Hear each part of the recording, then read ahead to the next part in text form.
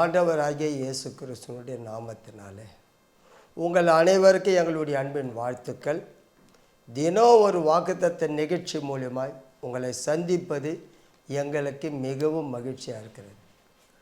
இந்த நாளிலே ஒவ்வொரு நாளும் காலையிலே அதிகாலையில் ஆவியார் நம்மோடு பேசி கொண்டே இருக்கிறார். அப்போஸ்தலர் 13வது அதிகாரம் 22வது வசனத்தை வாசிக்க கேட்கலாமா? பின்பு அவர் அவனை தள்ளி தாவீதை அவர்களுக்கு ராஜாவாக ஏற்படுத்தி ஈசாயின் குமாரனாகிய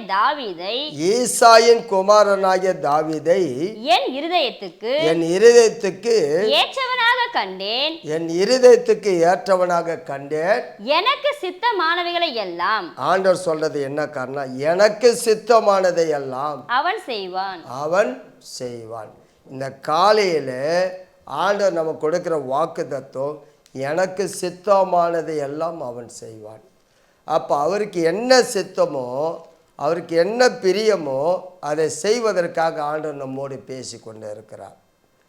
அதுதான் உண்மையான ஒரு காரியம். நாம் ஏதோ ஒன்று செஞ்சுட்டு நாம் விருப்பத்தின்படி செஞ்சுட்டு இது ஆண்டவர் சித்தம் என்று சொல்லக்கூடாது.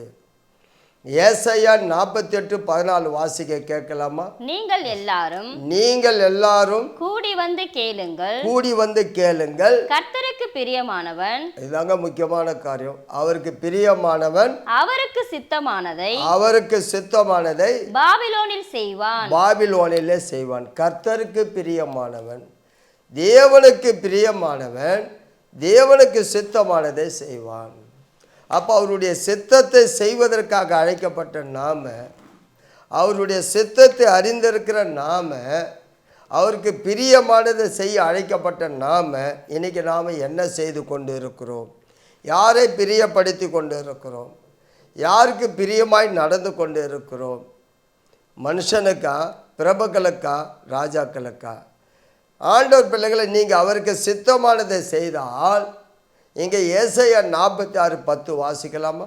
அந்தத்தில் உள்ளவைகளை ஆதி முதற்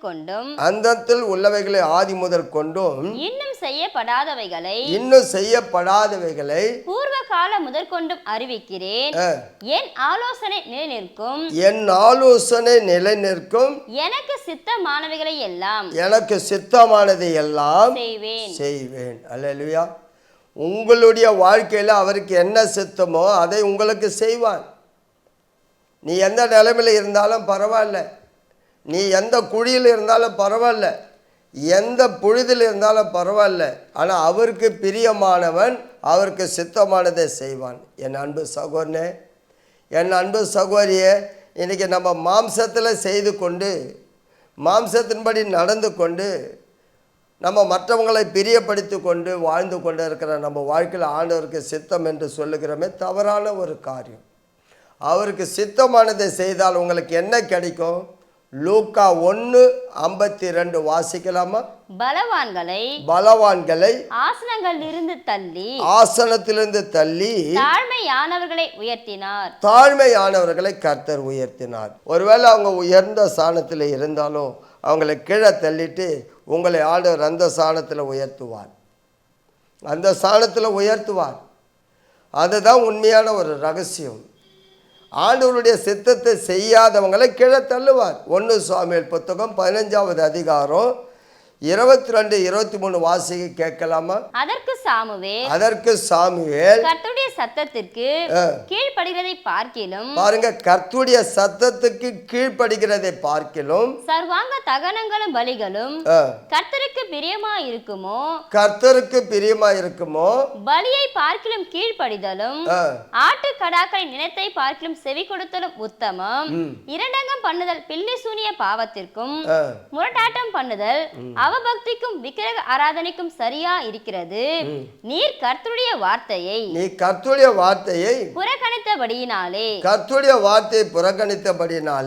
அவர் உம்மை ராஜாவா இராதபடிக்கு புறக்கணித்து தள்ளினார். பாருங்க, ஒரு ராஜாவா இருந்தவனை கீழே தள்ளுகிறார். அப்ப இன்னைக்கு நீங்களும் நானும் கொஞ்சம் யோசிக்கணும். தேவனுடைய பிள்ளைகளே, அவருக்கு சித்தமில்லாததை யார் செய்தாலும் ஆண்டவருக்கு பிரியம் கிடையாது. அது ஊழியக்காரனாக இருந்தால் கூட பரவாயில்ல. அவன் ஊழியக்காரனாக இருந்தாலும் தேவனுடைய சித்தத்தை அறிந்த பிறகு தெளிவாக சொல்கிறேன், நீங்களும் நானும் தேவனுடைய பிள்ளைகளை இன்றைக்கி ஆண்டவருடைய சித்தத்தை அறிந்து நம்ம செய்தோமானால் நமக்கு உயர்வு உண்டு, மேன்மை உண்டு. நீ எங்கே இருந்தாலும் சரி, பலவானை கீழே தள்ளிட்டு உங்களை ஆசானத்தில் வைப்பார், உயர்ந்த ஸ்தானத்தில் வைப்பார். அப்ப எஸ்தர் 2:17 வாசிக்கலாமா? ராஜா சகல ஸ்திரீகளை பார்க்கிலும் எஸ்தர் மேல் அன்பு வைத்தான். சகல கன்னிகைகளை பார்க்கிலும் அவளுக்கு அவன் சமூகத்தில் அதிக தயையும் பட்சமும் கிடைத்தது. ஆகையால் அவன் ராஜ கிரீடத்தை அவள் சிரசின் மேல் வைத்து அவளை வஸ்தியின் ஸ்தானத்திலே பட்டத்து ஸ்திரீயாக்கினான்.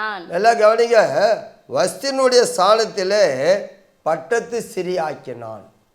அப்போ ஒரு எஸ்தர் அடிமை பெண்ணே பட்டத்து ராணியாக மாற்றப்படுகிறாள். தேவனுடைய பிள்ளைகள், அவருடைய சித்தத்தை அழைக்கப்பட்ட நான், நீங்கள் இதை கேட்குறவங்க, ஆனால் அவர் சித்தம் என்னதென்று தெரிந்தும் அவருக்கு என்ன அவருடைய சத்தத்தை அறிந்தும் நாம் மாம்சத்தில் முடிவு செய்வோமானால், செயல்படுவோமானால், சவுலை எப்படி கீழே தள்ளினாங்க, வஸ்தி எப்படி கீழே தள்ளினாங்க, அதுக்கு அடுத்தது யாரை கொண்டு அந்த ஸ்தானத்தில் வச்சாங்க? சவுலுக்கு பதிலாக தாவீதை வைத்தாங்க, வஸ்திக்கு பதிலாக எஸ்தரை வைத்தாங்க. தேவ சித்தத்தை செய்வது. இன்றைக்கி அது மாதிரி தான் நீங்களும் நானும் உங்கள் வாழ்க்கையில் ஒவ்வொரு காரியத்தும் தினந்தோறும் தேவனுடைய சத்தம், தேவ சித்தம் அறிந்து செயல்படுங்க. ஒரு நாளும் ஒரு குறை இல்லாமல் நிறைவாகி ஆண்டவர் உங்களை ஆசீர்வதிப்பார். கண்களை மூடி ஜெபிக்கலாமா?